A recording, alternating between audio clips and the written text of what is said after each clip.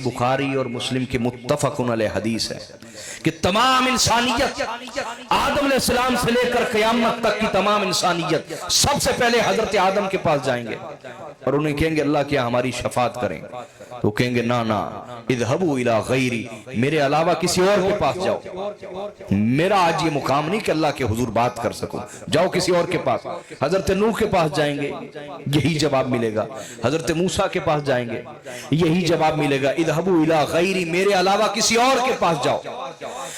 जब वो थके हारे जनाब ईसा अलैहिस्सलाम के पास आएंगे तो जनाब ईसा अलैहिस्सलाम कहेंगे कि मेरी तो ये शान नहीं है, लेकिन तुम्हें एक ऐसे दर पे भेजता हूं कि उस दर का जो सवाली होता है वो कभी खाली नहीं होता।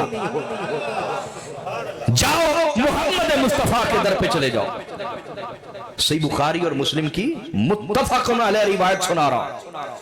अगर आका की जात की तरफ मुतवज्जे होना शिर्क है, हुजूर की बारगाह में इस्तिग़ासा पेश करना शिर्क है, तो क़यामत वाले दिन खुद रब्बे ज़ुल जलाल के सामने सबसे बड़ा शिर्क हो रहा होगा और अल्लाह मना नहीं करेगा।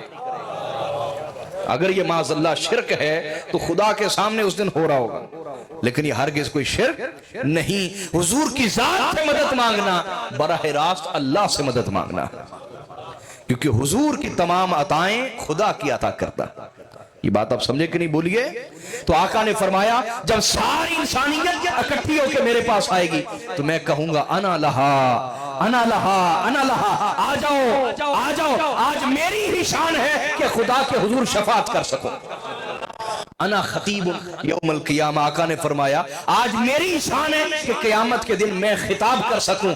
आज हर कोई सुनेगा और खिताब सिर्फ मुहम्मद मुस्तफा का होगा।